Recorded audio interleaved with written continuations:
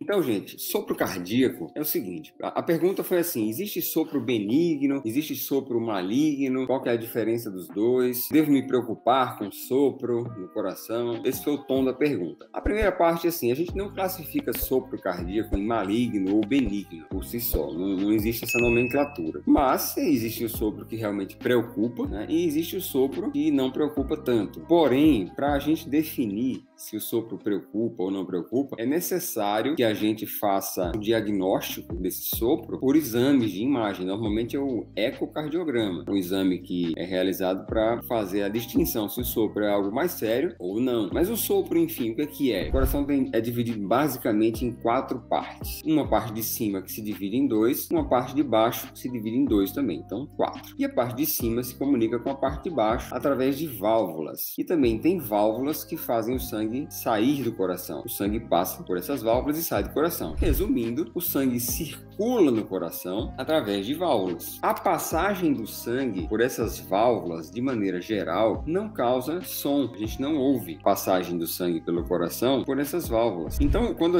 o médico coloca o estetoscópio, que é aquele aparelhinho, vai lá no peito do paciente e fica ouvindo ali, o que ele está procurando são os sons do coração. Então, esses sons do coração em geral, são os sons do movimento normal da válvula, que é aquele tum-tá, tum-tá, tum-tá, tum-tá, que a gente ouve normalmente em todo relato, enfim, em novela, em filme, em série, você vai ouvir o tum-tá, tum-tá, tum-tá do coração. Esse som é o som normal. O som do sangue passando na válvula normalmente não existe. Esse é o som da válvula fechando. Então, quando as válvulas abrem e fecham, na hora de fechar ela faz o som, tum, tá? Então, esse é o som que a gente ouve com o estetoscópio, que é aquele aparelhinho de escutar os sons do coração. Pois bem, quando por alguma razão a passagem do sangue nessas válvulas está um pouquinho difícil, ou o sangue ao invés de só passar pela válvula, ele volta também, aí sim é gerado um som diferente dentro do coração. Pense comigo, quando a gente está regando o jardim com a mangueira, por exemplo, e você deixa a mangueira sem... Tira aquela a parte da frente da mangueira lá, né? Fica só a mangueira mesmo. E a água sai livre por ali. Não faz nenhum som. Quando você deixa a água correndo livre, nenhum som sai. A não ser da água batendo no chão. Mas se você colocar o dedo na ponta da mangueira, primeiro, o jato vai mais longe, né? Mas você começa a ouvir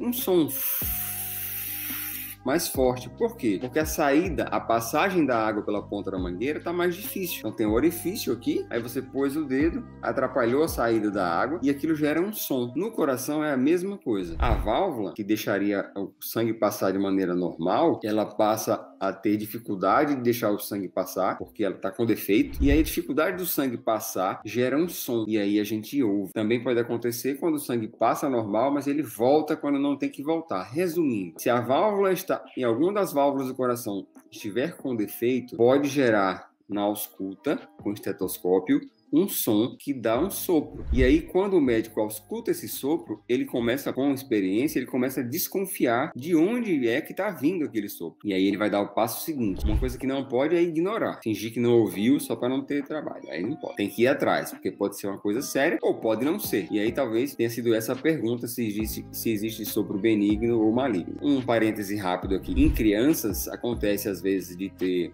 um ou mais buraquinhos dentro do coração que não deveriam existir, e esses buraquinhos também causam sopro. Às vezes esses buraquinhos fecham na idade muito pequenininha, muito cedo. E esse buraquinho, quando fecha, realmente não gera problema nenhum.